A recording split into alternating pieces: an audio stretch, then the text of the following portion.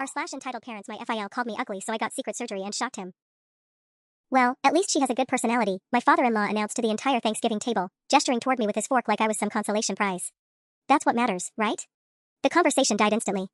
23 people around that massive dining room table suddenly found their mashed potatoes absolutely fascinating. My husband Mark's face went crimson, but he just stared at his plate like always. His mother shot her husband a warning look that he completely ignored, and I felt that familiar burn of humiliation creep up my neck. Dad, come on, Mark finally mumbled, but it was barely a whisper. What? I'm giving her a compliment. Frank, that's my father-in-law, threw his hands up with that innocent act he'd perfected over the years. Personality is more important than looks. Jennifer knows I'm just being honest. Honest. Right. Because calling someone ugly at every family gathering for the past 4 years is just honesty.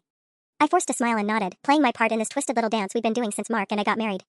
Of course, Frank. I appreciate honesty. But inside, I was dying. Again. This wasn't the first time, or even the worst.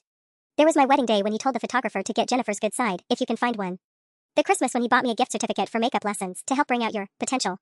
The countless times he'd introduced me to people as Mark's wife, she's very sweet, with that particular emphasis that screamed because she sure isn't pretty. The thing is, I wasn't hideous. I knew that logically. I was average, plain, maybe, but not grotesque. Brown hair, brown eyes, a few extra pounds, some acne scarring from my teens. Nothing that made children run screaming, but nothing that turned heads either. I'd made peace with being ordinary a long time ago. Until I married into a family where Frank Miller made sure I never forgot that ordinary wasn't good enough for his precious son. Jennifer's been such a wonderful addition to our family, Mark's Aunt Sarah chimed in, clearly trying to rescue the moment. She's so thoughtful and caring. Oh, absolutely, Frank nodded enthusiastically. We're lucky Mark sees beyond the surface, you know? He's always been deeper than other men his age. Looks fade anyway, right? Though I guess in some cases. He trailed off with a little chuckle that made my stomach clench. I excused myself to the bathroom and sat on the closed toilet seat, hands shaking. 4 years of this. 4 years of being the punchline to Frank's cruel jokes, the example of why personality matters more than beauty, the proof of his son's noble character for looking past my obvious shortcomings. Mark found me there 20 minutes later. I'm sorry, he said, leaning against the doorframe. You know how he is. He doesn't mean anything by it. Doesn't mean anything? I stared at him. Mark, he just called me ugly in front of your entire extended family. He didn't say ugly exactly. He didn't have to say the word. The anger finally bubbled over. Everyone knows exactly what he means. And you just sit there and let him do it. Mark shifted uncomfortably. He's my father. It's complicated. Complicated. 4 years of humiliation was just complicated. That night, lying in bed while Mark slept peacefully beside me, I made a decision that would change everything. If Frank Miller wanted to judge me on my looks, fine. But I was going to make sure that game had very different rules. The next morning, I started researching. Not makeup tutorials or fashion tips, I tried those approaches before and Frank still found ways to cut me down. No, I was thinking bigger. Much bigger. I opened an incognito browser window and started looking into cosmetic surgery. Rhinoplasty, brow lifts, facial contouring. The prices made my head spin, but I kept scrolling. Before and after photos showed transformations that seemed almost impossible. Plain women becoming stunning, ordinary faces becoming magazine-worthy.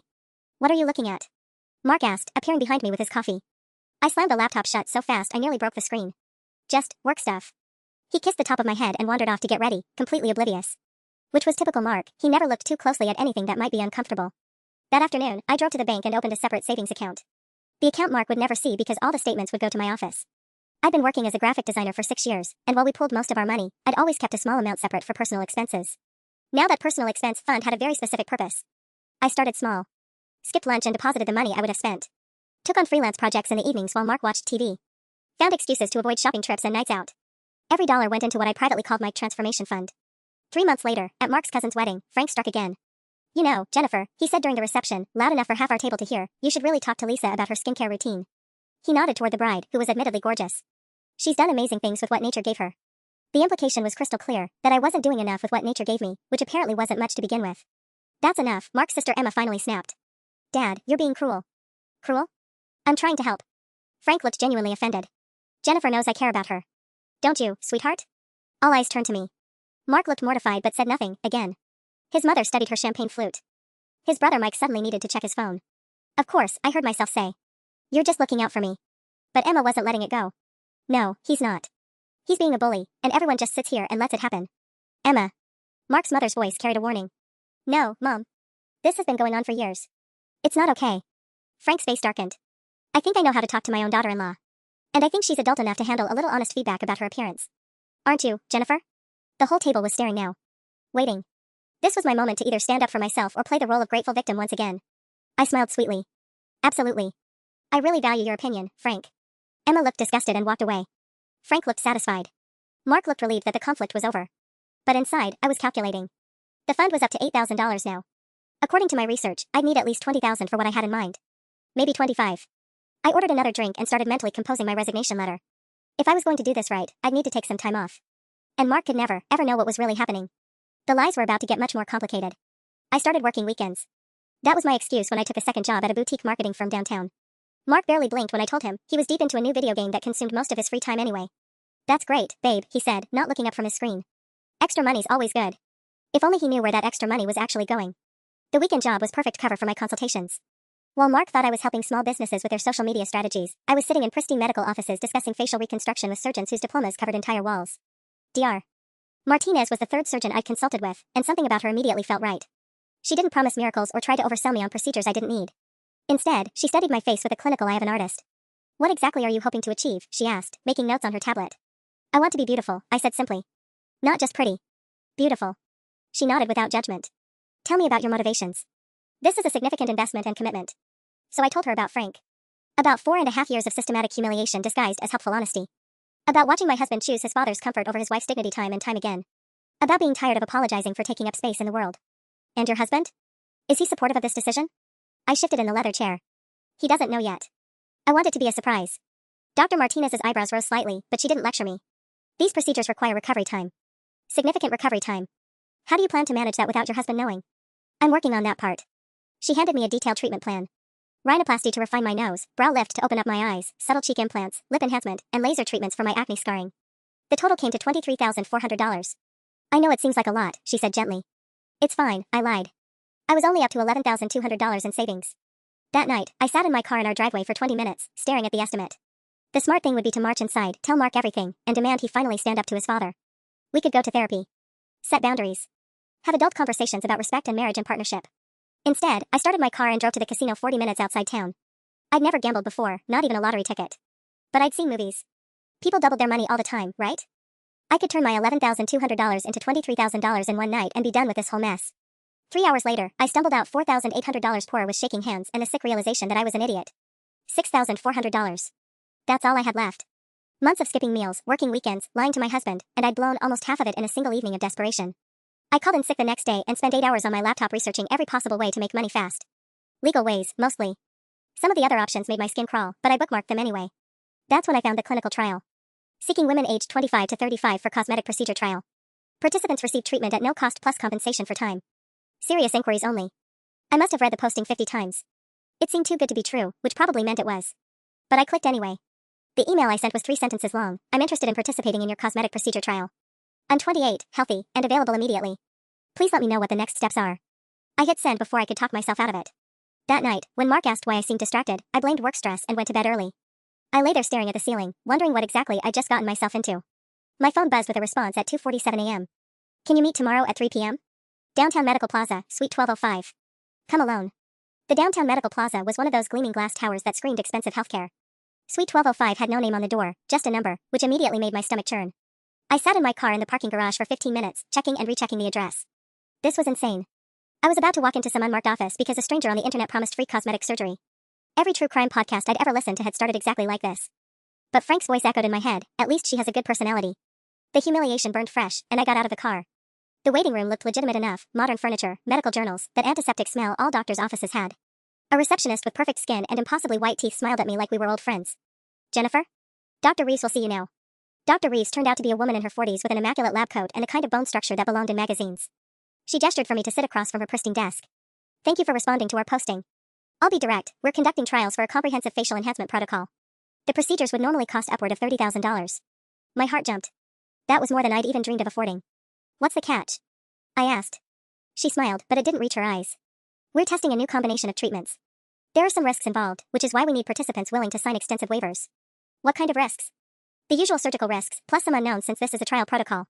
Extended recovery time, possibly 6 to 8 weeks. Some experimental elements that haven't been fully tested. And absolute confidentiality is required. 6 to 8 weeks. How the hell would I hide that from Mark? I understand this is a lot to process, Dr. Reeves continued. But I should mention, we also provide a compensation package. $15,000 for your participation. I nearly choked. $15,000? Plus the procedures at no cost. We handle everything, surgery, recovery facility, follow-up care. You'd essentially disappear for 2 months and return completely transformed. Disappear for 2 months. My mind raced. Mark would never buy that. Never. I need to think about it, I said. Of course. But I should mention, we only select one participant per trial group. We have several other candidates. The pressure was subtle but effective. I thought about my pathetic $6,400 savings account.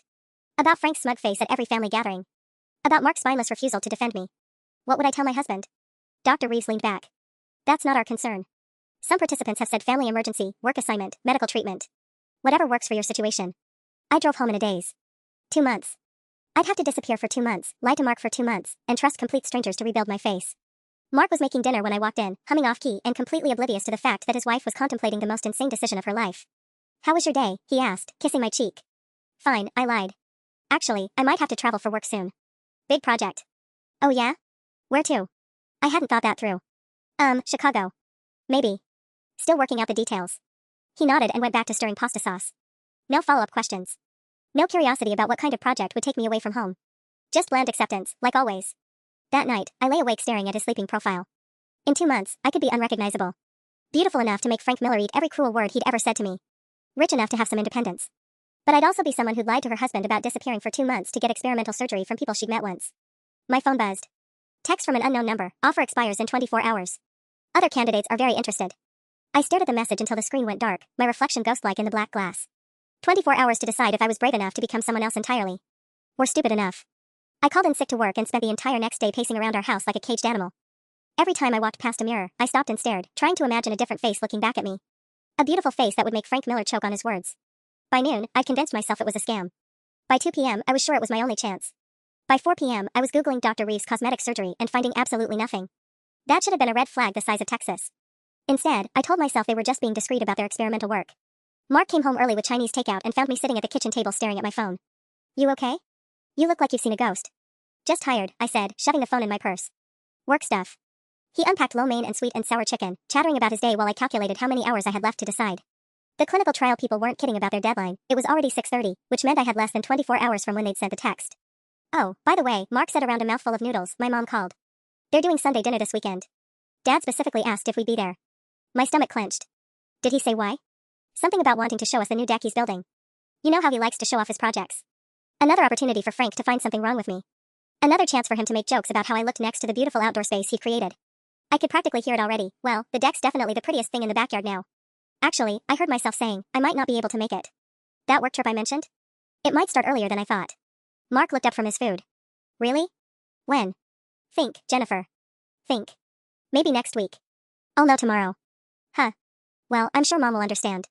What's the project again? I scrambled for details I should have prepared. It's a marketing overhaul for a chain of medical spas. Very intensive. Might take several weeks. Medical spas. At least that wasn't completely untrue. Weeks? Mark finally showed some interest. That's unusual for your company. It's a really big client. They want someone on site full-time during the transition. The lies were flowing easier now, which probably should have scared me. Big opportunity for advancement. Mark nodded and went back to his lo mein. Crisis averted, but barely. That night, I locked myself in the bathroom and really studied my reflection. My nose had a slight bump from when I'd broken it in high school. My eyes were too small, made smaller by my heavy brow. My chin was weak, my cheekbones non-existent. I wasn't hideous, but I wasn't pretty either. I was forgettable. The kind of woman people's eyes skipped over without really seeing. But what if I wasn't? At 11:47 p.m., I texted back, I'm interested. What are the next steps? The response came within minutes, excellent. Paperwork tomorrow at 10 a.m. Procedure scheduled for Monday. Bring a bag, you'll be staying at our recovery facility. Monday. That was 4 days away. 4 days to construct an elaborate lie about a business trip that would last 2 months. 4 days to figure out how to disappear from my own life. I deleted the text thread and slipped back into bed next to Mark, my heart hammering so hard I was sure it would wake him up. But he just rolled over and kept sleeping, completely oblivious to the fact that the woman lying next to him was about to vanish. Friday morning, I called my boss and spun the most elaborate lie of my professional life. Lisa, I need to take an extended leave of absence. It's a family emergency. Oh no, Jennifer. What's wrong? I'd rehearsed this part. My aunt in Portland has been diagnosed with cancer. She doesn't have anyone else, and she needs someone to help her through treatment. I'm really sorry for the short notice. Lisa made all the appropriate sympathetic noises and assured me my job would be waiting when I got back. Guilt twisted in my stomach, but I pushed it down. I burned that bridge, no turning back now. Saturday, I told Mark the business trip was confirmed. 2 months seems really long, he said, looking up from his laptop. Are you sure they need you there the entire time? It's a complete rebrand. Very hands-on. I practiced this conversation in my head 50 times. Plus they're paying me almost double my normal rate. We could really use the money. That sealed it. Mark's eyes lit up at the mention of extra income. That's amazing, babe. I'm proud of you. The praise made me feel sick. Here he was, being supportive and loving, while I planned to lie to him for the next 2 months. But then I remembered Sunday dinner was tomorrow, and Frank would find some new way to humiliate me, and Mark would sit there saying nothing like always. "I'll miss you," Mark said, pulling me into a hug. "Me too." That part wasn't a lie. Sunday dinner was my final test. I sat through Frank's tour of his new deck, endured his commentary about how some women just have a natural eye for design while gesturing meaningfully at Mark's cousin Sarah, and smiled when he suggested I should take notes about how Sarah coordinated her outfit. "Jennifer's traveling for work starting tomorrow," Mark announced during dessert. "Big promotion opportunity." Frank raised his eyebrows. "Really? What kind of work requires travel?" "I thought you just did computer stuff." "Marketing consultation," I said smoothly. "For a medical spa chain." "Medical spas?" Frank snorted. "Well, maybe you'll pick up some tips while you're there. Bring back some professional advice." The table went quiet. Mark's mother shot Frank a warning look, but he just grinned like he'd made a hilarious joke. "I'm sure I'll learn a lot," I said, meeting his eyes directly. "It might change everything." Something in my tone made him pause, but then Mark's little nephew spilled juice everywhere and the moment passed. Driving home, Mark was unusually quiet. "You okay?" I asked. Dad was really out of line tonight. My heart jumped. Was Mark finally seeing what I'd been dealing with? He was just being frank. No, he wasn't. He was being cruel. Mark's hands tightened on the steering wheel. I should have said something. "Mark, when you get back from your trip, I think we need to have a serious talk with him. Set some boundaries. This has gone on too long." I stared at him in shock. After 4.5 years, now he wanted to set boundaries? Now, when I was about to disappear for 2 months to fix this problem myself? Really? Yeah. You're my wife. I should be protecting you, not letting him tear you down. He reached over and squeezed my hand. I'm sorry it took me this long to grow a spine. The irony was devastating. The moment I'd given up on Mark defending me, he'd finally decided to step up. But it was too late. I'd already committed to a path that would either make me beautiful enough to shut Frank up forever, or destroy my marriage completely. Maybe both. That means a lot, I managed. Monday morning, I kissed Mark goodbye and drove to the downtown medical plaza with a suitcase in my trunk and $15,000 in certified checks waiting for me. Dr. Reeves met me in that same sterile office, now wearing scrubs instead of her lab coat. "Ready to become a new person, Jennifer?" I thought about Frank's smug face. About Mark's too late promises. About 4.5 years of being treated like I was lucky anyone would look at me twice. More than ready. The recovery facility was nothing like I'd expected. Instead of a sterile medical building, Dr. Reeves drove me to what looked like a luxury spa retreat nestled in the mountains about 2 hours outside the city. Sprawling gardens, floor-to-ceiling windows, and the kind of serene atmosphere you'd see in wellness magazines. "This is where you'll be staying during recovery," she explained as we pulled up the circular driveway. "Complete privacy, round-the-clock medical care, and absolutely no contact with the outside world. Part of the trial protocol. No contact with the outside world." My stomach lurched. "What about my husband?" "He'll expect me to call. We handle all of that. Our staff will send periodic texts from your phone to maintain the illusion that you're traveling for work. We've done this many times." The casual way she said it made my skin crawl. How many other women had disappeared into this place? But before I could ask more questions, a woman in pristine white scrubs appeared to escort me inside. "Jennifer. I'm Nurse Patricia. I'll be taking care of you during your stay." The interior was even more impressive than the outside. My room looked like something from a 5-star resort, king bed with Egyptian cotton sheets, marble bathroom, and a private balcony overlooking the mountains. If I ignored the medical equipment discreetly positioned around the room, I could pretend I was on vacation. "Surgery is scheduled for tomorrow morning," Patricia explained, hanging up my clothes while I stood awkwardly by the window. "Dr. Reeves wants you to get settled today, review the final consent forms, and get a good night's rest." The consent forms were 37 pages long. 37 pages of legal jargon about experimental procedures, potential complications, and liability waivers that basically said if anything went wrong, I couldn't sue anyone for anything ever. My hand shook as I signed page after page, but I kept thinking about Frank's voice. At least she has a good personality. That evening, Dr. Reeves joined me for dinner on my balcony. The sunset was spectacular, all pink and gold light reflecting off the mountains, but I could barely taste the gourmet meal they'd prepared. "Second thoughts?" she asked, sipping wine while I pushed salad around my plate. "Just nervous." "That's normal. By the way, we sent your first text to your husband about an hour ago. Something about arriving safely in Chicago and starting work bright and early tomorrow." I nearly dropped my fork. "You have my phone?" "For safekeeping. Can't have you accidentally contradicting the story we're building." She smiled that cold smile again. "Don't worry. We're very good at this." The next morning, they wheeled me into an operating room that looked like something from a science fiction movie. Lights everywhere, machines I couldn't identify, and Dr. Reeves surrounded by a team of people whose faces were completely hidden behind surgical masks. "Count backward from 10, the anesthesiologist said, and I felt a 4-needle slide into my arm. 10, 9, 8. I thought about Mark waking up alone in our bed, probably not even noticing I wasn't there yet. About Frank getting ready to make jokes to someone else now that I wasn't around to torment. About the woman I might be when I woke up. 7, 6. Everything went black. When I came to, my entire face was wrapped in bandages. I couldn't see anything except a small slit from my eyes, couldn't feel anything except a dull, throbbing pain that seemed to pulse in rhythm with my heartbeat. "The surgery went beautifully," Patricia's voice said from somewhere beside me. "Dr. Reeves is very pleased with the results." I tried to speak but only managed a groan. My throat felt like sandpaper. "Shoo, don't try to talk yet. You need to rest. The real healing starts now." Through the tiny eye slits in my bandages, I could see my phone on the bedside table. The screen lit up with a text notification, but I couldn't make out the words. For all I knew, Mark was trying to reach me. For all I knew, he was already suspicious. Or maybe he hadn't even noticed I was gone yet. The days blurred together in a haze of pain medication and forced bed rest. Every morning, Patricia would check my bandages and make encouraging noises about my healing progress, but I couldn't see anything myself. The mirror in my bathroom had been covered with medical tape to prevent premature peeking, she explained cheerfully. By day 4, I was going stir crazy. The luxury suite felt more like a prison cell, and I kept thinking about Mark. Was he eating properly? Had he noticed I'd packed more clothes than a 2-month business trip would require? Did he miss me at all, or was he just enjoying the peace and quiet? Your husband seems very understanding, Patricia mentioned during one of her check-ins, holding my phone. He texted asking about your first week, and we responded that you're working long hours but the project is going well. What exactly did you tell him? That you're exhausted but excited about the opportunity. That the client is demanding but you're learning a lot. Very believable stuff. The casual way she discussed manipulating my husband made my stomach turn. But what choice did I have now? I was literally faceless, wrapped in bandages, completely dependent on people I barely knew. On day 6, everything went wrong. I woke up to frantic voices outside my door. Patricia burst in looking flustered, the first time I'd seen her lose her composure. We need to unwrap you early, she said, already reaching for the medical scissors. There's been a complication. My heart stopped. What kind of complication? Not with your surgery, that's healing beautifully. The complication is your husband. She began cutting away the bandages while talking rapidly. He called your office looking for you. Apparently, there was some kind of emergency with your joint bank account, fraud alert or something, and he needed to reach you immediately. The room spun as layer after layer of gauze fell away. What did my office tell him? That you'd taken extended leave for a family emergency. Which directly contradicts the business trip story we've been maintaining. Oh God. Oh God, oh God, oh God. He's been calling your phone nonstop for the past 2 hours. We can't keep ignoring him without raising more suspicion, but we also can't explain why you're not answering calls during a supposed work emergency. The last of the bandages came away, and Patricia held up a small mirror before I could protest. The face staring back at me was unrecognizable. My nose was smaller, perfectly straight, with an elegant slope I'd only seen on models. My eyes looked huge and bright, framed by newly defined brows. My cheekbones were sharp and angular, my jawline clean and strong. Even with the swelling and bruising, I looked like a completely different person. I looked beautiful. But I also looked like a stranger who'd just destroyed her marriage with an elaborate web of lies. We need to figure out how to handle your husband, Patricia was saying, but her voice sounded far away. Dr. Reeves thinks we should stick to the medical spa story. Tell him you're doing some kind of wellness retreat that includes a digital detox. He'll never believe that. My voice came out different too, slightly changed by the alterations to my facial structure.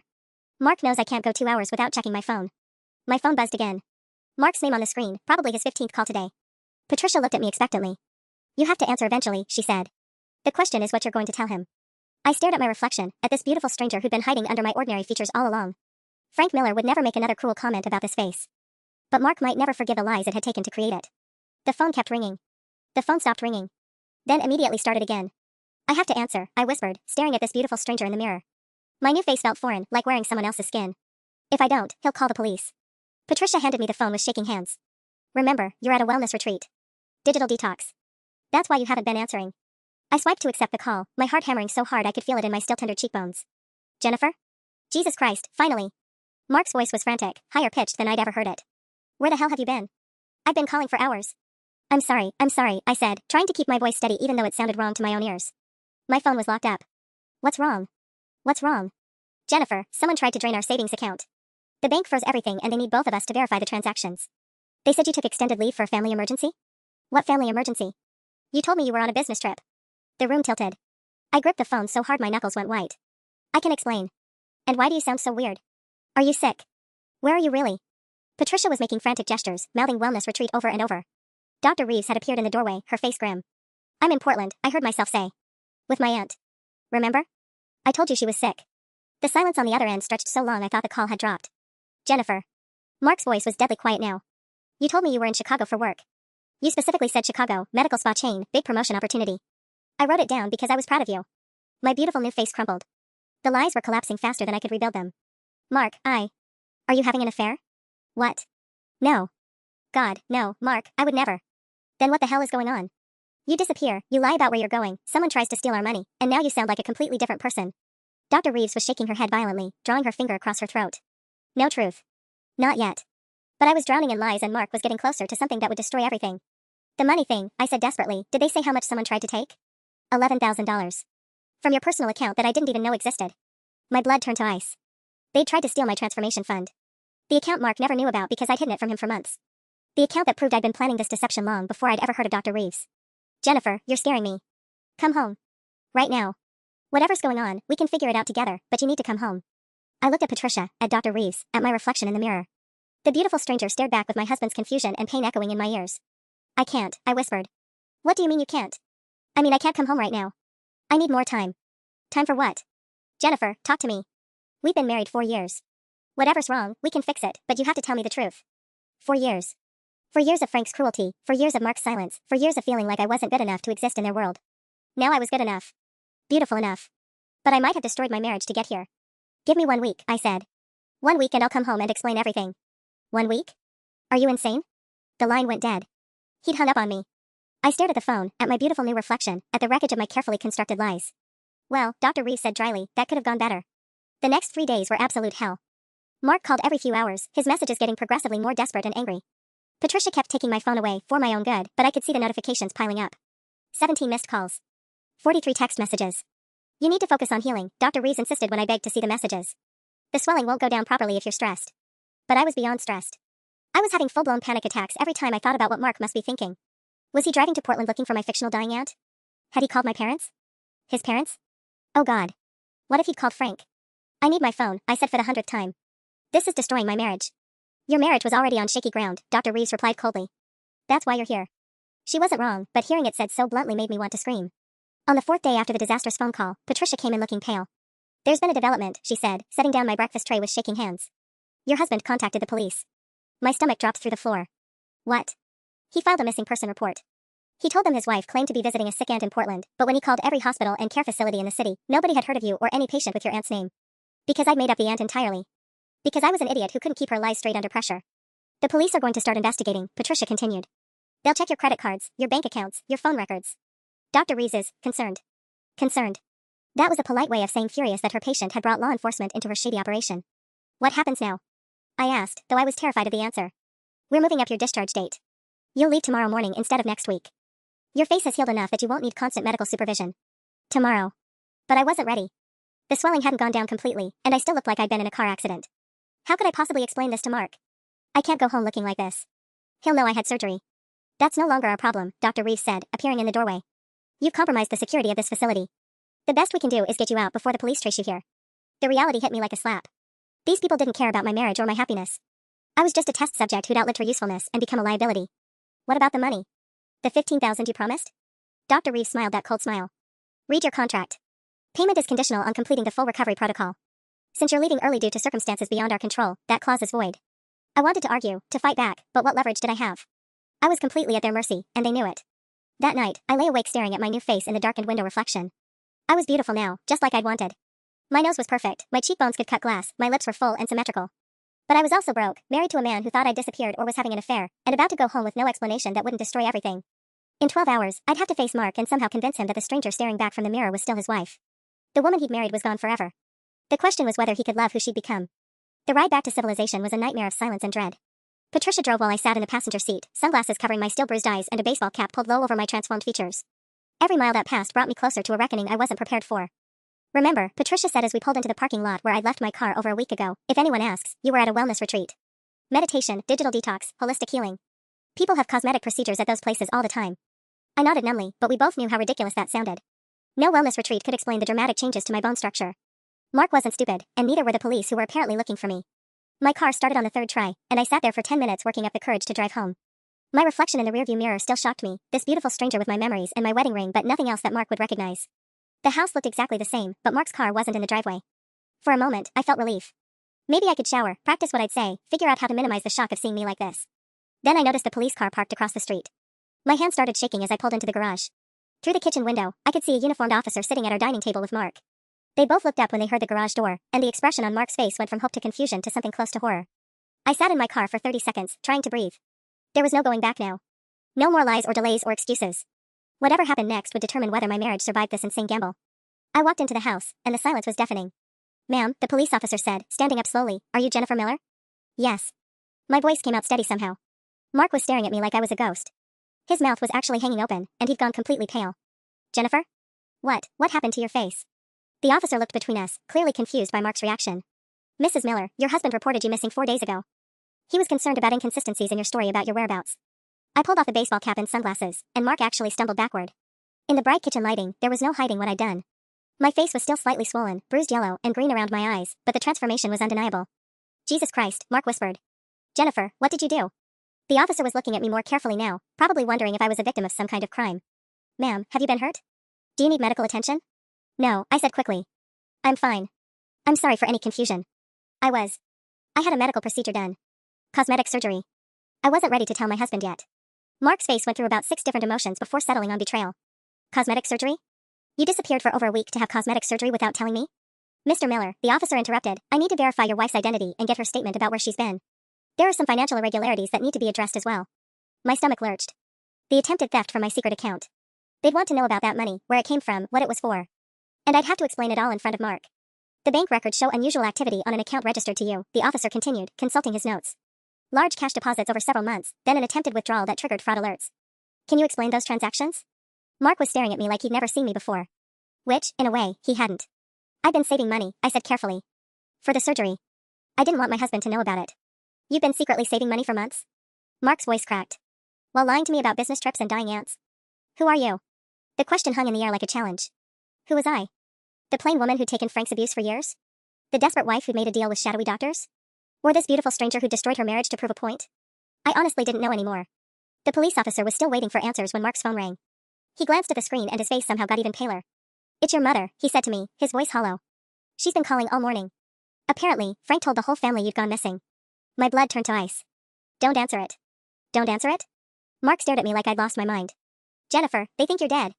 My parents have been calling hospitals for 3 days. The officer cleared his throat. Mrs. Miller, I still need you to account for your whereabouts. The investigation has involved multiple jurisdictions at this point. Before I could respond, Mark's phone rang again. This time he answered without asking. Mom? Yeah, she's here. She's okay. A long pause while I could hear his mother's frantic voice through the speaker. No, I can't explain right now. We'll call you back. He hung up and immediately the phone rang again. Frank's name on the screen. Answer it, I said suddenly. Mark blinked. What? Answer it. Put it on speaker. I don't know what possessed me to say that. Maybe it was the pain medication still in my system, or maybe I was just tired of hiding. But suddenly I wanted Frank to know. I wanted him to know exactly what his years of cruelty had driven me to do. Mark answered hesitantly. Dad? Where the hell has she been? Frank's voice boomed through the kitchen. I've had your mother in tears thinking Jennifer was kidnapped or dead. What kind of woman just disappears without? She's right here, Dad, Mark interrupted. She can hear you. A pause. Then Frank's voice, slightly more controlled but still sharp. Jennifer? What's this nonsense about you going missing? Don't you think you've caused enough drama for 1 week? The officer was taking notes, probably thinking our family dynamic was completely insane. Which it was. Hello, Frank, I said, stepping closer to the phone. My new voice, slightly different from the subtle changes to my facial structure, seemed to throw him off. You sound sick. Are you sick? Is that what this is about? Not sick, I said calmly. Just different. Different how? Mark, what's she talking about? Mark was staring at me with a mixture of horror and fascination. Dad, Jennifer had surgery. Plastic surgery. She looks completely different. The silence on the other end stretched so long I thought the call had dropped. Plastic surgery? Frank finally said, his voice uncertain for the first time I could remember. What kind of plastic surgery? The kind that fixes ugly, I said sweetly. Another silence. The officer was openly staring now, probably wondering if he'd stumbled into some kind of soap opera. I don't understand, Frank said slowly. You told me I should take notes when we were around beautiful women. You said I should get professional advice about my appearance. You've spent 4.5 years making sure I knew exactly how inadequate I looked. My voice was getting stronger, more confident. So I took your advice. Jennifer, Mark said urgently, maybe we should. No. I held up a hand to stop him. Frank, you wanted honesty, right? You always said you were just being honest about my appearance? Well, that's not what Here's some honesty for you. I spent $15,000 to rebuild my face because I was tired of being your punchline. I lied to my husband, disappeared for over a week, and almost destroyed my marriage because 4 years of your comments convinced me I wasn't worthy of basic human respect. The kitchen was dead silent except for the sound of the officer's pen scratching across his notepad. Frank's voice, when it finally came, was smaller than I'd ever heard it. I never meant. I was just joking around. Funny how your jokes only went one direction. Mark was staring at me with something that might have been admiration mixed with horror. The officer cleared his throat. Ma'am, I still need to complete this report. The financial investigation is ongoing, and there are questions about the facility where you had this procedure done. My beautiful new face felt cold as reality crashed back down. The police investigation wasn't going away just because I'd finally stood up to Frank. And I still had no idea how to save my marriage. The officer's questions kept coming, each one more invasive than the last. He wanted names, addresses, documentation of the medical facility. He wanted to see my bank records, know exactly where every dollar in my secret account had come from. Mark sat beside me at our kitchen table, but he might as well have been on Mars for how distant he felt. The facility you described doesn't exist in our database, the officer said, consulting his tablet. No business license, no medical permits, nothing. Are you certain about the address you gave me? My stomach dropped. Of course Dr. Reeves and her people had vanished the moment I became a liability. They'd probably moved to a new location before my car had even left their parking lot. Maybe I remembered wrong. I was on pain medication. The officer's eyebrows rose. You can't remember where you had major facial surgery? Mark's phone buzzed with another text. His mother, probably, or Frank calling back after I'd hung up on him mid-sentence. The family was in full crisis mode, and I was the bomb that had gone off in the middle of their perfectly ordered world. Jennifer, Mark said quietly, you need to tell him the truth. All of it. But I couldn't tell the truth. Not the whole truth. If I admitted to the clinical trial, to the experimental procedures, to the people who'd held my phone and impersonated me for over a week, I'd be admitting to something that sounded like organized crime. The officer was already suspicious enough. The truth is I made a terrible decision, I said finally.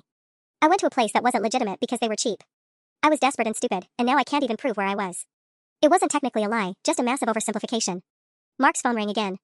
This time he didn't even look at the screen before declining the call. We need to talk, he said to me. Alone. The officer finally left with promises to follow up on the financial investigation, but I knew he wasn't satisfied with my answers. The moment the door closed behind him, Mark turned to me with an expression I couldn't read. $15,000, he said. You secretly saved $15,000. Mark. While I was working overtime to pay for your car repairs last year. While we were talking about maybe buying a house. While I was eating ramen for lunch because we were trying to save money. His voice was getting louder with each word. You had $15,000 hidden away for plastic surgery. The beautiful face staring back at me from the dark window looked like a stranger wearing my guilt. You don't understand what it was like, I said. Your father made me feel like I didn't deserve to exist in the same room as your family. So you decided to become someone else entirely? Mark stood up abruptly, pacing to the other side of the kitchen. Without talking to me? Without even giving me a chance to defend you? You had 4 years to defend me. And you had 4 years to tell me how bad it really was. Instead, you smile and nod and act like everything's fine, then disappear and come back as a completely different person. The words hit harder than Frank's insults ever had, maybe because they were true. I had smiled and nodded. I had pretended it was fine. I'd been so focused on Mark's failure to protect me that I'd never actually asked him to. I can't even look at you, Mark said suddenly, and the pain in his voice made my chest tighten. Not because of how you look now. Because every time I see your face, I'm going to remember that you didn't trust me enough to tell me the truth. He grabbed his keys from the counter. Where are you going? I don't know. Anywhere but here. He paused at the door. My beautiful wife is gone, and I don't know who you are anymore. The door closed behind him with devastating finality, leaving me alone with my perfect new face and the wreckage of everything I'd thought I was fighting for. 2 weeks passed in a surreal kind of limbo. Mark was staying at his brother's house, coming by only when I wasn't home to get clothes and check the mail. We'd had exactly 3 conversations, all of them stilted and cold, dancing around the elephant in the room, which was my face, and what I'd done to get it. The worst part was that the transformation was finally complete. The swelling had gone down, the bruising had faded, and I looked absolutely stunning. Everything I'd dreamed of when I'd first walked into Dr. Reeves's office. My reflection was magazine perfect, the kind of beautiful that made people do double takes on the street. And I'd never felt more miserable in my life. The police investigation had stalled out completely. Whoever Dr. Reeves and her people were, they'd covered their tracks too well. The financial fraud case was closed after the bank recovered the stolen money, but they'd made it clear that my story had more holes than Swiss cheese. I'd gone back to work, spinning some story about a family emergency and minor cosmetic procedure, but my coworkers kept staring. My boss Lisa actually asked if I had a twin sister, because she couldn't reconcile the woman sitting across from her desk with the employee who'd left 6 weeks ago. The change is just so dramatic, she said carefully. Are you sure you're feeling all right? No side effects from the procedure? Side effects. If only she knew. The family situation was even worse. Mark's mother had called exactly once, her voice strained and confused, asking if I was going through something and if I needed professional help. Frank, surprisingly, had gone completely silent. No calls, no comments, no cruel observations about my transformation. Mark said he'd barely spoken at Sunday dinners, just sat there looking uncomfortable whenever my name came up. Part of me had expected vindication from his silence. I'd won, hadn't I? Made myself so beautiful that even Frank Miller couldn't find fault with me. But victory felt hollow when I was eating dinner alone every night and sleeping in a king-size bed that felt enormous without Mark beside me. Then, on a Tuesday morning that started like any other, my doorbell rang at 7:30 a.m. I opened it to find Emma, Mark's sister, holding 2 coffee cups and wearing an expression I couldn't read. We need to talk, she said, pushing past me into the house. Emma had always been the most direct person in Mark's family, the one who'd occasionally called out Frank's behavior when everyone else stayed silent. But we'd never been particularly close, and seeing her in my kitchen felt awkward and strange. How are you holding up? She asked, studying my face with the same fascination everyone seemed to have lately. I'm fine. Bullshit. She handed me one of the coffee cups. You look like a supermodel and your marriage is falling apart. That's not fine. I almost smiled despite everything. Mark sent you? Mark's a mess. He's been sleeping on Mike's couch for 2 weeks, going to work like a zombie, and refusing to talk about any of this. Emma settled into a chair across from me. But no, he didn't send me. I came because someone needs to say what everyone's thinking. My stomach clenched. Which is? Dad broke you. She said it simply, matter-of-factly, like stating the weather. Years of his comments, his jokes, his passive-aggressive bullying. He broke you down until you felt like you had to rebuild yourself from scratch. I stared into my coffee, not trusting my voice. The thing is, Emma continued, you're not the only one he broke. I looked up sharply. What do you mean? Mark's been defending Dad his whole life. Making excuses, minimizing, pretending the cruelty was just awkward humor. You think it was easy for him to finally see what Dad really is? Emma's voice softened. He's been calling me every night, crying about how he failed you. How he should have seen this coming. He did fail me. Yeah, he did. But Jennifer. She hesitated, then forged ahead. What you did was pretty extreme. Even for someone who'd been pushed as far as you were. The words stung because they were true. I'd chosen the nuclear option when maybe there had been other ways to handle the situation. But sitting here with my perfect new face, I wasn't sure I regretted it. Do you know what Dad said to Mark last Sunday? Emma asked quietly. I shook my head. He said, I never realized how much my words hurt her. I thought she was stronger than that. Emma's mouth twisted. Even his apology was somehow your fault. Despite everything, that made me laugh bitterly. Frank Miller, blaming me for not being tough enough to handle his abuse. Some things never changed. But here's the thing that's really messing with Mark's head, Emma continued. He keeps saying he doesn't know which version of you is real. The woman he married, or the woman sitting in front of him now. I'm the same person. Are you? Emma's question was gentle but pointed. Because the Jennifer I knew would never have disappeared for 2 weeks without telling her husband. Would never have lied to the police. Would never have risked everything for revenge. The word hung between us like an accusation. Revenge. Was that really what this had been about? Maybe it was revenge, I admitted to Emma, my fingers tracing the rim of my coffee cup. Maybe that's exactly what it was. Emma nodded like she'd been waiting for me to say it out loud. And how does revenge taste? Before I could answer, we both heard a car door slam in the driveway. Through the kitchen window, I watched Mark walk up to the front door, his shoulders set in that determined way that meant he'd made some kind of decision. He let himself in with his key, stopping short when he saw Emma sitting at our table. I didn't know you were here, he said to his sister, but his eyes were on me. I was just leaving, Emma said, standing up. She squeezed my shoulder as she passed. Think about what I said. Both of you. The front door closed, leaving Mark and me alone for the first time since the police officer had left. He sat down heavily in the chair Emma had vacated, looking exhausted. I went to see Dad yesterday, he said without preamble. My stomach clenched. Mark. I told him everything. About the surgery, about why you did it, about every single comment he's made over the past 4 years. Mark's voice was steady but tired. I told him he was the reason my wife felt like she had to disappear and rebuild herself to be worthy of existing in his presence. I stared at him, hardly daring to breathe. He cried, Mark continued. Actually cried. Said he never meant to hurt you, that he thought you knew it was just teasing. But here's the thing, Jennifer, I don't think he's lying. I think he genuinely didn't realize how cruel he was being. That doesn't make it okay. No, it doesn't. But it made me realize something else. Mark leaned forward, meeting my eyes directly for the first time in weeks. I did know. Maybe not consciously, but some part of me knew he was hurting you. And I let it happen because confronting him felt harder than watching you suffer. The admission hung between us like a bridge I wasn't sure either of us was ready to cross. I failed you, he said simply. Not just as a husband, but as a human being. And you found a way to solve the problem I was too weak to address. By lying to you for months. By disappearing. By putting you through hell. My voice cracked. Emma's right, I don't know who I am anymore. Mark was quiet for a long moment, studying my face. You're still you, he said finally. You're the woman who remembers exactly how I like my coffee. Who leaves little notes in my lunch when I'm having a rough week. Who cried when we watched that stupid dog movie last Christmas. Tears started sliding down my cheeks, tears that felt strange on my new bone structure. But you're also someone who fought back, Mark continued. Someone who refused to accept that Frank's version of you was the truth. Someone brave enough to risk everything to reclaim yourself. He paused. I'm not sure I would have been that brave. It wasn't brave. It was desperate. Maybe they're the same thing sometimes. We sat in silence while I tried to process what was happening. Mark wasn't yelling. He wasn't demanding answers or accusations. He was just, here. The question is, he said quietly, can you forgive me for making you feel desperate enough to do something this extreme? And can I forgive myself for letting it get this far? I looked at my husband, really looked at him. He was still the man who brought me coffee in bed on Sunday mornings, who left work early when I was sick, who laughed at my terrible jokes. But there was something different now, something that looked like hard-won wisdom. Frank's banned from family events unless he apologizes to you properly, Mark said. Not one of his fake apologies where he blames you for being too sensitive. A real one, where he acknowledges what he did. And if he won't? Then he won't see us anymore. Emma agrees, Mike agrees, even Mom agrees. She said she's been wanting to say something for years but didn't know how.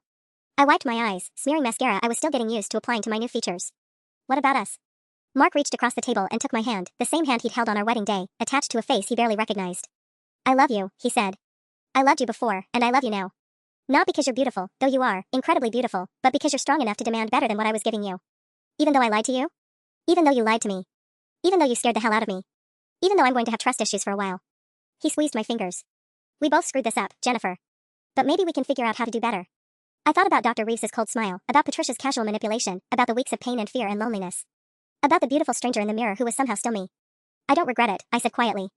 The surgery. I know I should, but I don't. I don't want you to regret it, Mark said, surprising me. You took control of a situation I should have handled years ago. You made yourself happy when I couldn't figure out how to protect your happiness. He stood up and moved around the table, pulling me into his arms. I buried my face in his shoulder, breathing in the familiar scent of his cologne. But next time you want to disappear and become a different person, he murmured into my hair, maybe give me a heads up? I'd like to be part of the process. Despite everything, I laughed. I promise. 3 months later, we hosted our first family dinner since my transformation. Frank showed up with a written apology, 2 pages long, and tears in his eyes when he read it out loud. He looked directly at me when he said he was sorry, that he'd been cruel, that he had no excuse for making me feel unwelcome in my own family. I don't expect forgiveness, he finished, his voice shaking. But I want you to know that I see you now. Really see you. And I'm ashamed of how long it took me to notice what I was doing. I accepted his apology, though I made it clear that our relationship would be starting from scratch. Trust, once broken, had to be rebuilt slowly. But as I sat at that dinner table, Mark's hand in mine and my beautiful face reflecting in the window, I realized something important. I hadn't just changed my appearance. I'd changed the entire dynamic of this family. I'd forced conversations that should have happened years ago. I'd made everyone look at themselves honestly. The cost had been enormous, my marriage had nearly shattered, I'd lied to people I loved, I'd risked everything on a dangerous gamble with people who didn't care about my well-being. But sitting there, watching Frank actually listen when I spoke, seeing Mark immediately shut down even the hint of inappropriate comments, feeling truly seen and valued for the first time in years. I couldn't bring myself to regret it. Sometimes you had to break everything to build it back better. Sometimes revenge was just another word for justice. And sometimes the most dangerous thing you could do was finally believe you deserved better.